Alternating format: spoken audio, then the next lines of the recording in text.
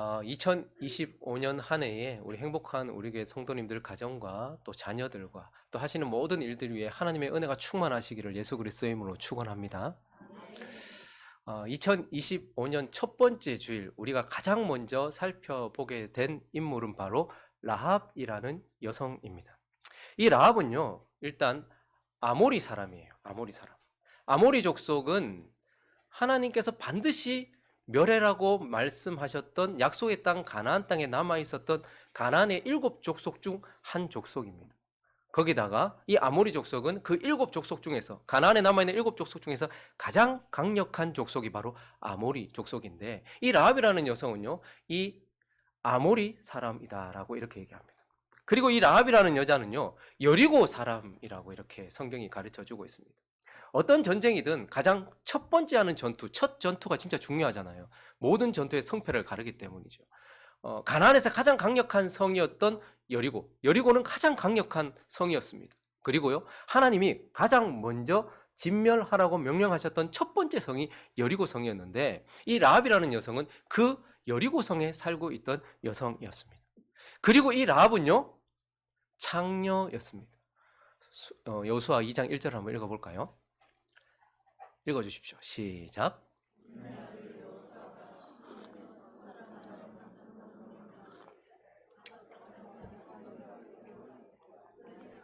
라합이라 하는 기생의 집에 들어가 거기서 유숙하더라.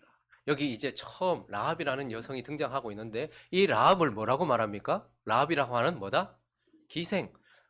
이 기생이라는 단어를 조금 미화시키고 좀 희석시켜서 어떤 사람들은 이 라합이, 그러니까 어떤 숙박업을, 여관업을 하는 사람이었다, 뭐 이렇게 표현하기도 합니다. 그러나 저 단어는 그 창기라는 단어예요. 조나라는 단어입니다. 히브리어는 조나라는 단어고, 야고보 사도도 그렇고 히브리서 기자도 그렇고 창녀라고 쓰고 있어요. 그러니까 이 여인은 여리고 성벽 위에 살면서 자기의 몸을 팔고 살았던 창녀였습니다. 그러니까 어떻게 보면 하나님이 반드시 진멸해라고 말했던 첫 번째 족속, 하나님 앞에서 가장 악한 사람이기도 하고, 또한 하나님 앞에서 정말 더러운 사람이기도 했던 여자가 바로 이 라합이라는 여자인데요. 그런데 이 라합이라는 여자는요, 또 한편 하나님을 인정하는 사람이었다라는 것을 우리에게 가르쳐주고 있어요. 여호수아 2장 9절을 보시면요, 그 여자의 말입니다. 말하되 여호와께서 이 땅을 너에게 주신 줄을 내가 아노라. 우리가 너희를 심히 두려워하고 이 땅 주민들이 다 너희 앞에서 간담이 농나니, 이는 너희가 애굽에서 나올 때에 여호와께서 너희 앞에서 홍해 물을 마르게 하신 일과 너희가 요단 저쪽에 있는 아모리 사람의 두 왕 시혼과 옥에게 행한 일, 곧 그들을 진멸시킨 일을 우리가 들었다, 이렇게 얘기해요. 그가 지금 뭘 지금 인정하고 있냐면, 우리는 지금 당신들의 신, 너희들의 신의 심판 앞에 서 있다는 걸 인정하고 있는 거예요. 우리가 지금 하나님의 심판 앞에 지금 직면해 있다라는 것을 인정하고, 그리고 자신들은 하나님께 심판을 받아 마땅한 자라는 것 또한 인정을 하고 있어요. 거기다가 한 절 더 내려가 보면 이 여인이 뭐라고 얘기하는 거 하니까 11절에 있습니다. 시작.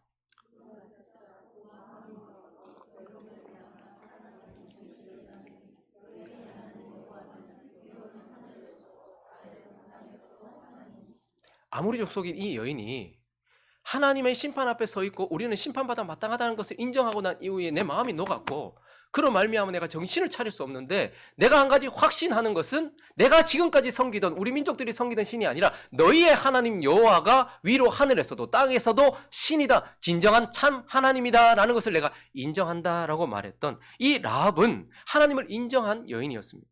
그런데요, 이 라합은 하나님을 인정한 데서만 그치지 않고 하나님을 신뢰하는 여인, 믿음의 사람이었다라는 것을 또 이야기해 주고 있어요. 그래서 이 여인은 단순히 하나님을, 그래 너희 하나님 진짜 참 하나님이다, 좋겠다, 점쟁이들처럼 네 신이 내보다 더 높네, 그래도 나는 내 신 섬길 거야, 이게 아니라 하나님을 인정하면서 거기서 그친 것이 아니고 그 하나님을 믿고 그 하나님께 자기를 맡기는 것을 보게 됩니다. 그래서 이어지는 본문 12절에 보시면요, 그러므로 우리가 보통 하나님, 그래 오야 하나님 알았다, 하나님이다, 너희 신이 하나님이다, 거기서 그치지 않고 그러므로 이제 청하노니 간절히 내가 바라는데 내가 너희를 선대하였은즉 너희도 내 아버지 집 선대하도록 여호와께로 내게 맹세하고 내게 증표를 내라. 그리고 나의 부모, 나의 남녀, 형제, 그에게 속한 모든 사람을 살려도 목숨을 죽음에서 건져내달라라고 말하면서 어떻게 해요? 하나님께 자기 자신 전부를 맡기고 있는, 신뢰하고 있는 것을 보게 됩니다. 근데 그녀의 믿음이 실제적인 믿음이라는 것을 우리가 보게 돼요. 그래서 우리가 읽었던 히브리서 11장 31절은 믿음으로라고 얘기해요. 이 여인 안에 하나님을 인정하는 인정만 있었던 것이 아니라 전인격적으로 하나님을 믿었던 믿음이 있었고, 믿음으로 기생 라합이 어떻게 했는가 하니까 정탐꾼을 평안히 영접했다. 숨겨줬다 이 말입니다. 40년 전에 여호수아와 갈렙을 포함해서 12명의 정탐꾼이 들어갔다가 10명이 이상한 소리 했잖아요. 그게 생각나서 그런지 여호수아는요, 정탐꾼을 보내되 2명만 보냅니다. 그때 2명만 똑바로 얘기했잖아요. 그래서 그런지 2명만 딱 보내요. 그래서 2명이 들어갔는데 들어가자마자 걸린 거예요. 그래서 급하게 성벽 문에 있었던, 성벽 위에 있었던 아마 라합의 집에 들어갔겠죠. 창기의 집이었으니까 드나들기 쉬웠겠죠. 거기 들어갔어요. 그런데요, 왕이 군사들을 이끌고 그 정탐꾼 어디 있냐고 묻는 거예요. 근데 이때 절체절명의 위기 아닙니까? 여기 있습니다라고 말하고 자기 민족을 선택할 것인지. 근데 그때 믿음으로 자기 생명 걸고 정탐꾼을 숨겨줍니다. 그리고 그들을 구해주는 믿음을 보이고 있어요. 그리고 나서 여호수아서 다시 2장으로 돌아오시면 18절에 보면요, 그 사람들하고 약조를 해요. 나 살려도 너희가 하나님의 심판 앞에 우리가 이제 서게 될 텐데, 심판이 떨어질 때 그때 나를 좀 살려도 라고 말했을 때 정탐꾼이 이렇게 말합니다. 우리가 이 땅에 들어올 때에 우리를 달아내린, 그러니까 정탐꾼들을 달아내릴 때에 창문으로 달아내렸거든요. 근데 그때 붉은 줄을 밑으로 이렇게 달아내렸던 것 같아요. 그래서 우리를 달아내린 창문에 이 붉은 줄을 메고 네 부모, 형제, 네 아버지의 가족을 다 네 집에 모아놔라 라고 이야기했는데, 21절에 가보시면요, 라합이 이르되 너희의 말대로 할 것이고, 그리고 그들을 보내 가고 붉은 줄을 창문에 매어. 사람들이 이상하게 생각하지 않았겠습니까? 창문에다가 붉은 줄을 내어 놓았으니까. 그녀의 믿음은 살아있는 믿음이었어요. 전부를 걸고 정탐꾼을 살리기 위하여서 전부를 걸었던 움직이는 믿음이었고, 자기의 믿음을 드러내는 살아있는 믿음이었어요. 그래서요, 정탐꾼을 통해서 하나님께서 하신 말씀, 불금 안에 머물러 있어라. 불금 안에, 그 안에 전부 다 머물러 있어라. 마치 이스라엘 백성들이 출애굽할 때에 붉은 피 안에 머물러 있었던 것처럼 불금 안에 머물러 있어라라는 말을 듣고 그대로 실천하면서 하나님을 믿었던, 신뢰했던 사람이다라고 이렇게 말하고 있어요. 그래서 이 라합은 결국 하나님께 구원을 받게 된, 하나님의 구원을 입은 자다라는 것을 보게 돼요. 그래서 여호수아 6장 25절을 보시면요, 이 전쟁통에 여호수아가 기생 라합과 그의 아버지의 가족과 그에게 속한 모든 것을 어떻게 했다? 살렸다, 구원했다, 이렇게 말하고 있어요. 그러니까 하루에 한 바퀴씩 여리고성을 돌았어요. 7째 날에는 7바퀴를 도는데 6바퀴 돌고 7바퀴째 돌 때 어떻게 해요? 나팔 소리가 나고 외치라고 하면 사람들이 외쳤어요. 자, 그런데 그때 어떻게 됩니까? 여리고성 벽이 무너졌어요. 그런데도 불구하고 기생 라합의 집이 어디에 있었다고요? 성벽 위에 있었어요. 그래서 뭐 매튜 헨리 같은 주석가나 믿음의 사람이나 뭐 워런 위어스비 같은 분들은 그 성벽 중에 기생 라합이 있었던 그 지점만 무너지지 않았다 이렇게 주장합니다. 증명할 수 있다 이렇게. 성벽이 싹 다 무너져 내리는데 지금 라합이 성벽이 무너지고 있는 상황 가운데서도 그 성벽 위에 집에, 거기에 붉은 줄을 내리다는 그 집안에 머물러 있었다는 거. 근데 그 실제로 이들이 주장하는 것처럼 거기만 무너지지 않았는지, 아니면 하나님께서 특별한 방법을 쓰셨는지 몰라도 하나님을 믿고 그 불금 안에 머물러 있었더니 그가 구원을 받았다라고 말해요. 그리고 25절 계속 보시면요, 구원에서 그치지 않고 그 여자가 살렸는데 그가 오늘까지 이스라엘 중에 거주하였다 이렇게 얘기합니다. 그러니 이는 구원을 받아 이방인으로서 하나님의 백성이 된 자, 구원받고 하나님의 백성이 된 자, 바로 그가 라합이라는 사람입니다. 이제 이런 라합을 우리가 좀 살펴보면서 이 여성을 통해서 하나님께서 우리에게 주시는 교훈을 좀 살펴보려고 하는데요.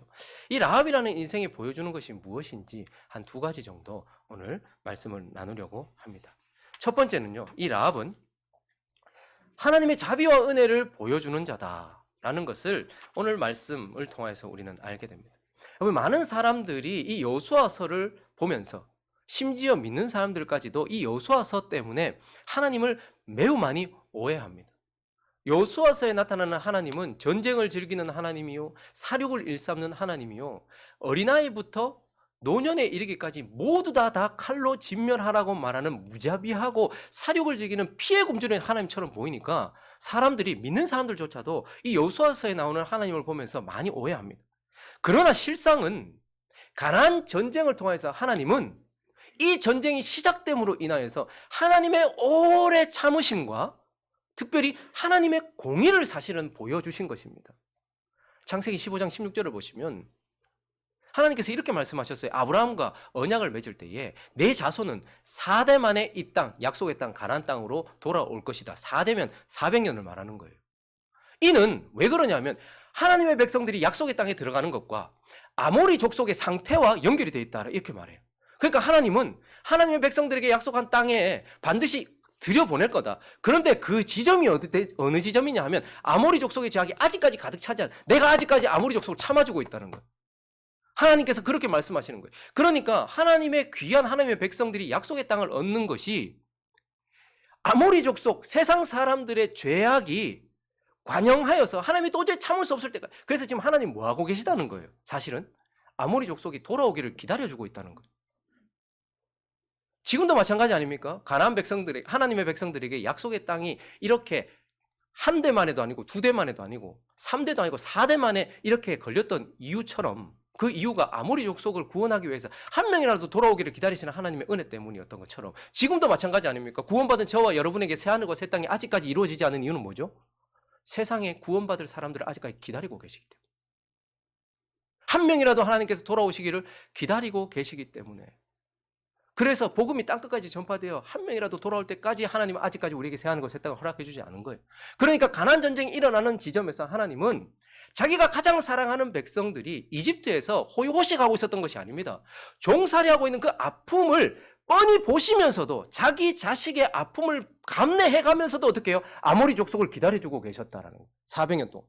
거기다가 하나님께서 보너스로 더 기다려주셨죠. 물론 하나님의 백성들이 잘못이었기 때문이기도 하지만, 그러나 하나님이 또 40년을 더 기다려주셨어요.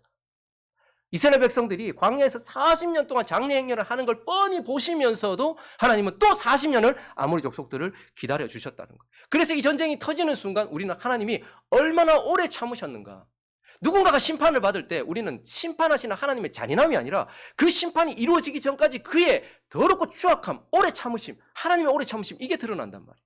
그래서 하나님은 이 전쟁을 통해서 오래 참으시는 하나님을 드러내셨고, 무엇보다도 그렇게 오래 참았음에도 불구하고 하나님께 돌아오지 않은 자들에게 마땅히 주어져야 할 형벌을 하나님께서 주심으로써 하나님은, 온 세상을 통치하시는 하나님은 공의의 하나님이다, 이렇게 말씀을 해주시는 거예요. 그래서 하나님은 이 가나안 전쟁을 통해서 피해 굶주린 신이라서 그런 것이 아니라 오래 참으신 하나님이 공의를 실행하셨다는 것을 보여줘요. 근데 또 하나 중요한 것이 있습니다. 이 가나안을 정복하는 정복전쟁의 첫 번째 전투, 여리고성 전투에서 등장한 오늘의 주인공 라합으로 인하여서 하나님은 크신 자비와 그분의 은혜를 드러내고 계시는 것입니다. 라합이 어떤 사람이었죠? 아모리 족속이었다 얘기합니다. 아모리 족속이란 말은 고대 시대에는 민족과 나라와 신이 연결되어 있어요. 이스라엘이라 하면 여호와를 섬기는 사람들이고, 그럼 아모리 신들을 섬기는 사람, 그러면 블레셋 신을 섬기는 사람들이에요. 그러니까 이 라합이라는 여자는 아모리 사람으로서 우상을 숭배하던, 영적인 간음을 하던 악한 자였습니다. 거기다가요, 여리고성 높은 곳에서 매일 밤마다 몸을 팔고 있는 육적으로 음란한 자였습니다. 그럼에도 불구하고 그 여자가 어떻게 합니까? 자기 모든 것을 걸고 하나님을 신뢰합니다. 하나님께 매어 달립니다. 하나님을 붙잡습니다. 내가 지금까지 나를 인도했던 신들은 신이 아니다. 내 삶을 더럽게 만들었고 추악하게 되었다. 그러면 나는 이제 하나님만 의지하겠다 라고 하나님께 이 더러운 여자가, 이 추악한 여자가 하나님을 의지했어요. 그랬더니 하나님께서 어떻게 하십니까? 여호수아 6장으로 가볼까요? 20절부터 보시면요, 이에 백성이 외치고, 이제 전쟁이 6일 동안 한 바퀴씩 돌았어요. 아무 말도 하지 말라고 막 7일째 6바퀴를 돌고 마지막 7바퀴째를 돌고 난 이후에 외쳤을 때에, 이에 백성이 외치고 제사장들은 나팔을 불매 백성이 나팔 소리를 들을 때에 크게 소리 질러 외치니 성벽이 무너져 내린지라.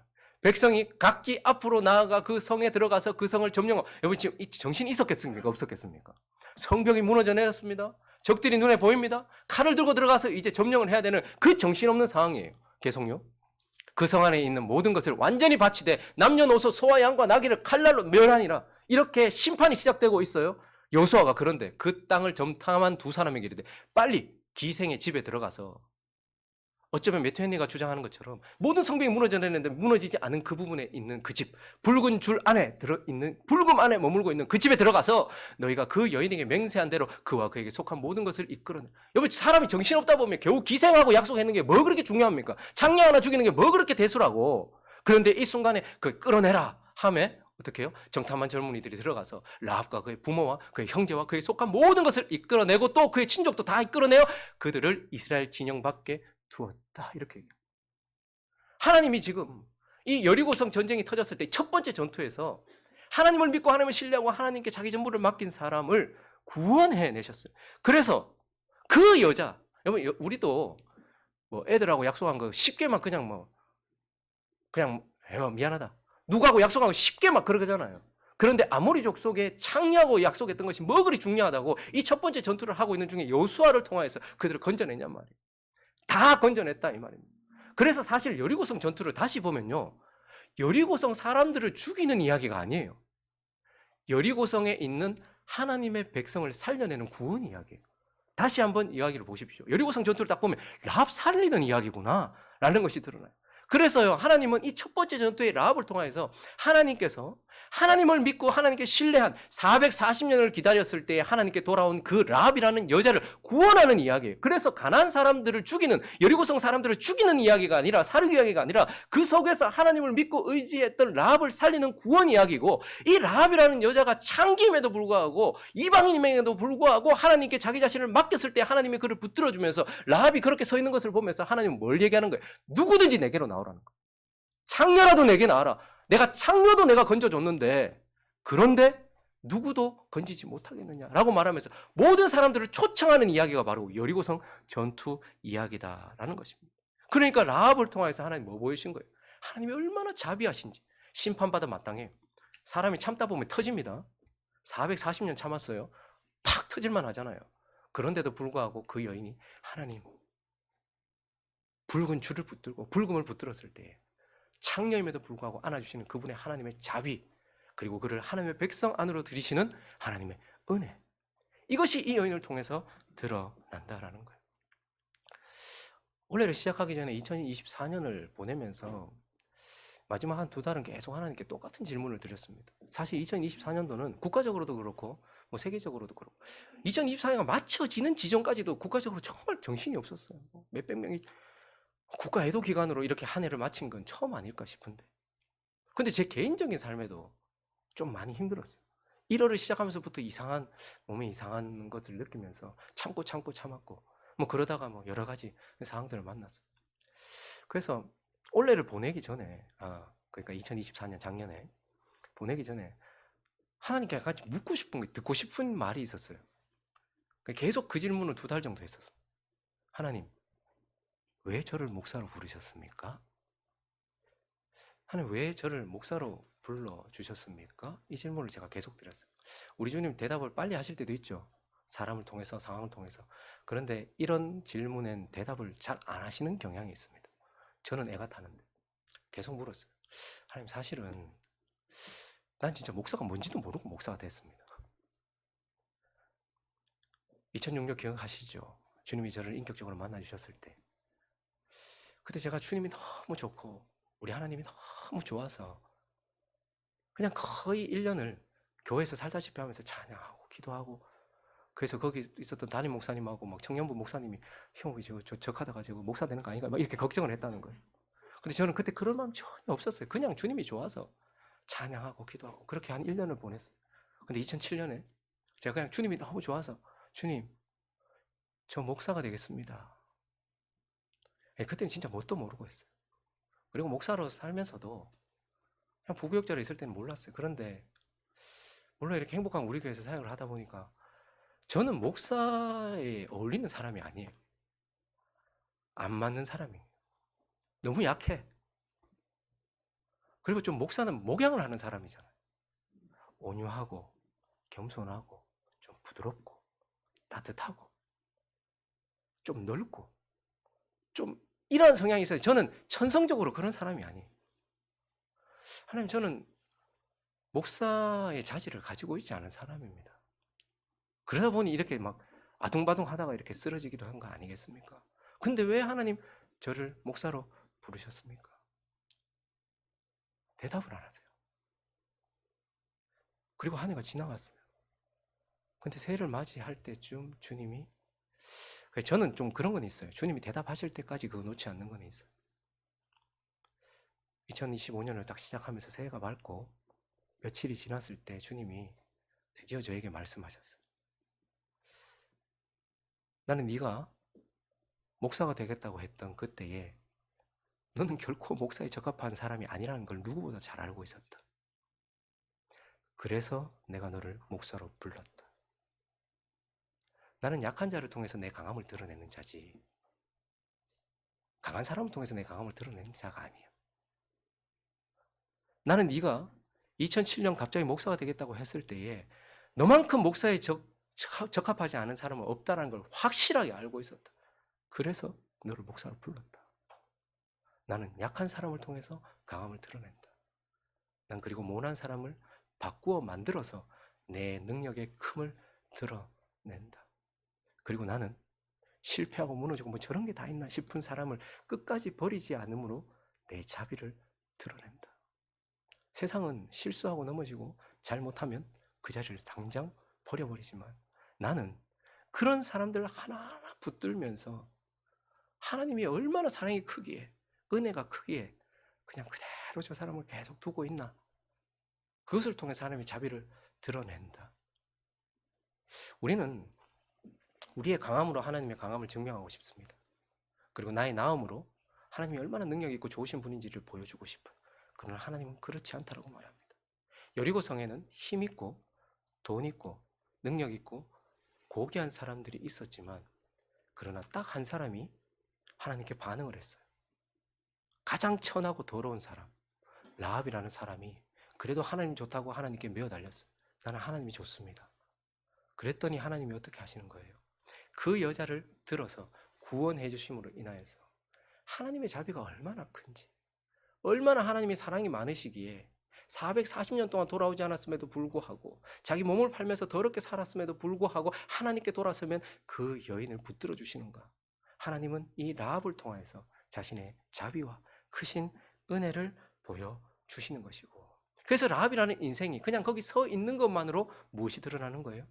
하나님의 크신 자비와 하나님의 은혜가 보여진다라는 것이고, 라합은 그렇게 하나님의 자비를 보여주는 인생이다라는 것입니다.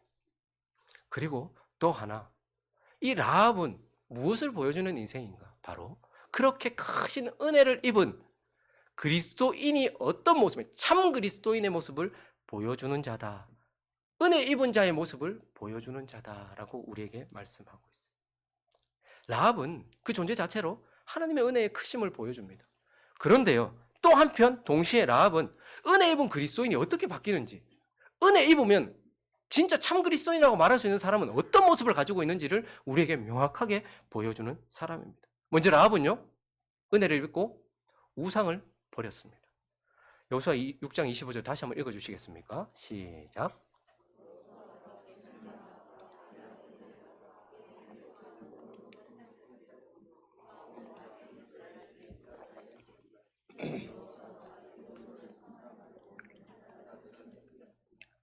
기생 라합이 구원에서 그친 게 아니고 그가 오늘까지 이스라엘 중에 살았다 이렇게 말하고 있어요. 그러니까 구원받은 것에서 그친 것이 아니고 그가 하나님의 백성 가운데 살게 되었다, 거하게 되었다, 거주하게 되었다. 이 말은 무엇이냐면 그가 아모리인들의 신들을 버렸다 이 말입니다.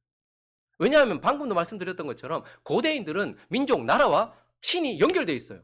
내가 다곤을 섬긴다, 그럼 그 사람 블레셋 사람인 거예요. 내가 맘몬을 섬긴다, 그럼 그 사람 돈의 사람인 거예요. 그런데 아모리 사람들, 가나안 사람들은 다신교였거든요. 신이 하나가 아니에요. 여러 신을 섬겼습니다. 그러니까 이 라합은 몸을 팔면서 그 더럽고 추악한 상태 가운데서 영적으로 얼마나 많은 간음을 했는지 몰라요. 아스타롯, 다곤, 그모스, 맘몬, 이런 신들을 계속해서 섬겼고 그 중에 가장 주신 바알과 아세라를 섬기고 있었어요. 그런데 그가 이스라엘 안에 거주했다 이 말은 이제 그가 섬기던 신을 버렸다 이 말입니다. 하나님만 선택하게 되었다 이 말을 하고 있는 거예요. 그래서 라합은 우상을 버린 사람이었다라는 것을, 자기가 그렇게 추구하고 자기가 그렇게 섬겼던 그 우상을 버렸던 사람이다 이렇게 말하고 있어요. 그리고 라합은 어떤 사람입니까? 죄를 버렸다라고 얘기해요. 우상을 버렸고요. 라합은 죄를 버렸어요. 여러분 라합이 처음 소개될 때에 여러분 사람을 이렇게 소개하면 좀 그렇잖아요. 하나님도 조금 기생 라합을 이렇게 소개하는 게 좀 그랬어요. 그런데 라합이라는 이름이 처음 등장할 때 그냥 거짓 없이 그대로 이렇게 소개했습니다. 여호수아 2장 1절을 다시 한번 보시면요. 눈의 아들 여호수아가 시딤에서 두 사람을 정탐꾼으로 보냈는데 이르되 가서 그 땅과 여리고를 엿보라 할 때 이제 라합이 무대 위로 등장하는데 가서 라합이라 하는 기생 그러니까 그가 처음 소개될 때는 창녀 라합이에요. 기생 라합이에요. 그리고 신약 성경에 라합이 3번 기록이 되거든요. 근데 그 중에 그 히브리서에도 보면요. 그러니까 이때쯤 이제 믿음으로 막 거듭날 지점이죠. 거듭나서 이제 믿음을 반응하게 돼. 거듭난 지점에서도 믿음으로 뭐라고 얘기합니까? 기생 라합 이렇게 이제 표현을 하고 있어요. 그 앞에 그의 죄를 상징하는 그 수식어가 붙어 있단 말입니다. 그리고 또 야고보 사도까지 이렇게 말했어요. 2장 25절 보면 또 이와 같이 기생 라합이라고 이렇게 얘기해요. 그러니까 믿음으로 거듭난 그 지점에도 여전히 기생 라합이라고 이렇게 얘기해요. 처음 등장할 때부터 그가 거듭난 그 지점까지 소개될 때 기생 라합이라고 이야기를 해요. 자, 그런데 그가 거듭나고 나서 하나님의 백성이 되고 난 이후에 그를 어떻게 소개하는가? 마태복음 1장 5절에 있습니다. 시작. 살몬은 라합에게서 보아스를 낳고 보아스는 룻에게서 오벳을 낳고 오벳은 이새를 낳고 살몬은 라합에게서 앞에 뭐가 빠졌어요? 기생이라는 말을 하나님께서 지워주셨어요. 그냥 하나님께 지워주신 것이 아니라 그가 죄를 버렸기 때문에 그가 기생이라는 단어를 자기 삶 속에서 제거했다라는 것을 우리는 보게 되는 것입니다. 그리고 라합은 또 어떤 사람이었는가? 우상도 버렸어요. 죄도 버렸어요. 그리고요. 새로운 삶을 살았던 자다라는 것을 다시 보게 됩니다. 다시 6장 25절 볼까요? 여호수아가 기생 라합과 그의 아버지의 가족과 그에게 속한 모든 것을 살렸으므로 구원받았는데 그리고 나서 그 이후에 그가 우상도 버리고 죄도 버리고 이스라엘 중에 거주하면서 살았다 이렇게 말해요. 이 말은 이제 그가 지금까지 아모리인의 삶의 방식으로 살았을 것 아닙니까? 아모리인의 가치관으로 살았을 것 아닙니까? 그런데 이제 이스라엘 중에 계속 살았다는 것은 거기에서 바뀌어서 이제 그리스도인의 가치관, 하나님 나라의 가치관으로 살았고 하나님의 말씀을 따라 살았다. 그러니까 삶이 완전히 바뀐 거예요. 새로운 삶이 돼요. 얼마나 불편했겠습니까? 마치 오른손잡이가 오른손을 쓰지 않고 왼손을 쓰는 것처럼 얼마나 불편했겠습니까? 지금까지 살아왔던 방식 전혀 다르게 살아가는 거예요. 근데 그녀는 그렇게 살았다라고 이렇게 말하면서 전혀 다른 가치관으로 하나님의 백성답게 그러니까 가나안의 아모리 사람으로 여리고성 사람으로 살다가 하나님 나라 백성으로 살아가는 전혀 새로운 삶을 살았다라고 이렇게 말하고 있어요. 거기다가 다시 마태복음 1장 5절을 보시면요. 라합이 누구하고 결혼했대요? 살몬. 지금까지는 여러 사람의 여자였어요. 그런데요. 한 남편의 아내가 됩니다. 저기 살몬을 많은 사람들이 정탐꾼 2명이 들어갔잖아요. 근데 그 중에 한 사람이었다라고 이야기를 합니다. 그러니까 아마 그때 살몬이 라합이 좀 괜찮았나 봐요. 물론 살몬은 라합의 믿음을 보고 좋아했겠죠. 사랑했겠죠. 그러나 어쨌든 그 두 정탐꾼 중에 한 사람이라고 일컬어지는 그 사람과 결혼을 하게 됩니다. 그리고 낳은 사람이 누구라고 얘기합니까? 보아스 알죠? 보아스. 경건하고 거룩하고. 여러분 유대인 사회에 있어서 우리도 그렇지만 유대인 사회에 있어서 어머니 역할은 진짜 중요해요. 그래서 열왕기나 역대기를 보면 정말 선한 왕이었는데 좋은 왕이었는데 얼토당토안한 악한 아들이 왕이 있기도 하고요. 정말 악한 왕이었는데 얼토당토 않게 또 선한 왕이 일어나기도 합니다. 이거 왜 그럴까? 그 이유 중에 하나가 어머니의 영향을 받았기 때문에. 그래서 선한 왕은 선한 어머니를 가지고. 그래서 우리가 도대체 이 여자가 기생 창녀였던 이 여자가 구원받고 난 이후 어떻게 살았는가는 보아스를 보면 알게 돼요. 그래서 사실 보아스 룻기는요. 이렇게 구원받은 라합이 어떤 인생을 살았는지 그래서 무엇을 남겼는지를 사실 보여줘요. 보아스는 정말로 거룩한 예수 그리스도의 예표잖아요. 기업 모르는 자 고엘이었습니다. 그리고 또 이방인 여자를 믿음 보고 받아들인 사람이에요. 그러니까 정말 예수님 같은 자녀를 양육했던 그러니까 이 라합은 전혀 다른 세계관을 가지고서 이제 그리스도인답게 그리고 영적인 계보 안에 들어와서 살몬과 결혼하여 보아스를 낳고 그렇게 영적인 삶을 사는 새로운 삶을 살았다 이렇게 말씀하고 있는 것입니다. 거기다가요. 또한 이 라합은요. 축복의 통로가 되는 거예요. 마태복음 1장 1절 400년의 침묵이 흐르고 난 이후에 하나님께서 드디어 복음을 선포하시는 그때에 마태복음 1장 1절에 뭐라고 얘기하는가 하면 아브라함과 다윗의 자손 예수 그리스도의 계보다 이렇게 얘기해요. 그러니까 지금 나오는 이름들은 다 누구 안에 있는 자다? 예수 안에 있는 자다 이렇게 얘기해요. 그러니까 라합이요 예수 안에 있게 되었습니다. 그리고 다시 1장 5절을 보시면요 라합이 보아스를 낳습니다. 그리고 보아스는 룻에게서 룻 알죠? 오벳을 낳고 오벳은 이세를 낳고 이세는 다음에 누굴 낳을까요? 다음 절을 보니까 이세는 다윗 왕을 낳았다. 이렇게. 그가 예수 안에 있게 되었어요. 그리고요 하나님 나라의 왕을 그를 통해서 하나님께서 보내시는 거예요. 그러니까 이 라합은 다윗의 고조모예요. 그렇죠? 고조모. 그 우리 보통 제사 지내면 저는 안 못하니까 제사를 알잖아요. 제사 지내면 어디까지 지내죠? 4대까지 지내죠. 4대까지. 그러니까 만약에 다윗이 제사를 지냈다 하면 라합의 제사도 지냈을 거예요. 그러니까 하나님 나라의 왕, 위대한 왕, 이 다윗을 하나님 나라로 보내는 역할을 했다라는 거예요. 근데 더 내려가면 더 놀라운 일이 나옵니다. 16절 있습니다. 시작.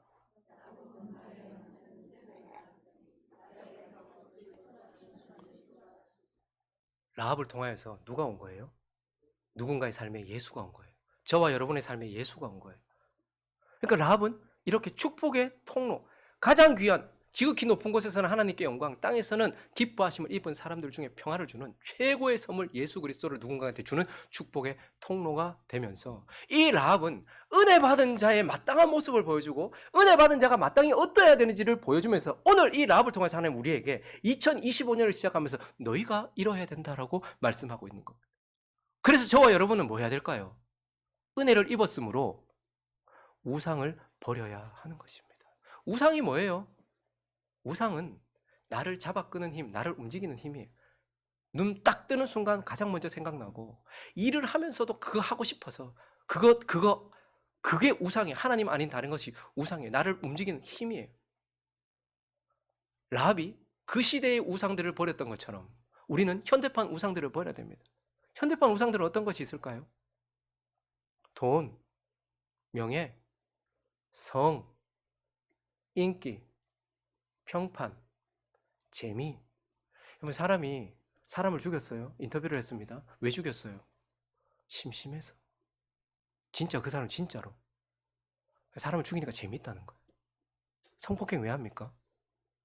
좋아서, 재미있어서. 그게 제일 짜릿해서. 아니 마약하면 인생 무너지는 거 알면서 왜 합니까? 그 순간 너무 좋아서. 재미도 큰 우상입니다. 라합이 그랬던 것처럼 우리는 우리의 우상, 현대판 우상들로 둘러싸여져 있어요. 그리고 우리도 마치 다신교인 것처럼 우리 안에 수많은 우상들이 있을지 모르겠어요. 아침에 눈을 뜨자마자 주식이 어떻게 됐는지 그거부터 보고 그게 오르면 하, 그게 내리면 하. 일을 하다가도 화장실에 가서도 그걸 계속 보고 이것 때문에 한 주를 살고 그래서 이것 때문에 내가 한 주를 사는 힘이 되는 그런 우상들. 저와 여러분이 은혜를 입었다면 이런 우상을 버려야 된다라고 하나님 우리에게 말씀하십니다. 또한 하나님 우리에게 죄를 버려야 된다라고 말해요. 여러분 라합 앞에 수식어가 붙었어요. 기생 라합. 그러니까 그에게 가장 큰 죄는 음란이었겠죠. 그러니까 기생 라합이에요. 사람마다 이런 수식어가 붙을 것 같아요. 여러분들에게는 어떤 게 붙을 것 같습니까? 뭐 천사 정의 뭐 이럴 것 같습니까? 거룩 순자 뭐 이럴 것 같습니까? 이러면 좋겠죠. 아름다운 윤자 뭐 기도 태인 뭐 이러면 좋겠죠. 근데 우리 앞에 기생 라합처럼 뭔가 붙어 있을 거예요. 거짓말 형욱, 가증스러운 형욱, 음란 형욱, 사기 형욱, 게으름 형욱, 나태 형욱. 우리 안에 뭐가 붙어 있는지는 각자가 아실 것입니다. 내 앞에 뭐가 붙는지. 그런데 라합은 그 앞에 있었던 수식어를 버렸던 사람입니다. 이 한 해를 처음 시작하는 첫 번째 주일날 내 앞에는 나의 이름 앞에는 나의 존재 앞에는 어떤 수식어가 붙는가? 그것을 제거하는 저와 여러분 되시기를 예수 그리스도의 이름으로 축원합니다. 그리고 라합이 새로운 삶을 살았어요. 교회에 다닌다라는 것은 단순히 종교를 바꿨다는 것이 아닙니다. 주인을 바꿨다는 것이고 내 가치관을 바꾸겠다는 것입니다. 그러므로 이제 우리는 새로운 삶을 살아야 돼요. 가치관이 바뀌어야 됩니다. 세상 사람들의 가치관이나 우리의 가치관이나 달라야 되지 않겠습니까? 그리고 우리를 이끄는 것은 성령과 성경이어야지, 하나님의 말씀이어야지 다른 것이면 아니 되지 않겠습니까? 라합은 육신을 따라서 몸을 팔았습니다. 그러나 이제 그는 성령을 쫓아서 거룩한 삶을 살았어요. 우리도 마찬가지입니다. 이제 나를 이끌고 있었던 육신과 옛사람이 아니라 사단과 세상이 아니라 이제는 성령과 성경을 쫓아 하나님을 살아가는 거룩한 백성으로 살아야 되지 않겠습니까? 그리고 무엇보다도 가장 소중한 예수 그리스도의 통로가 저와 여러분이 되어줄 수 있습니다. 나의 삶을 통해, 나의 입을 통해, 나의 헌신을 통해 예수 그리스도가 누군가의 인생 가운데 전달될 수 있는 복의 통로. 우리는 그러한 삶을 살아야 된다라고 말씀을 하고 있는 것입니다. 말씀을 정리하겠습니다. 우리 말씀을 마치면서 다시 한번 마태복음 1장 5절을 한번 읽어 주십시오. 첫 번째 줄만 읽어 주십시오. 시작.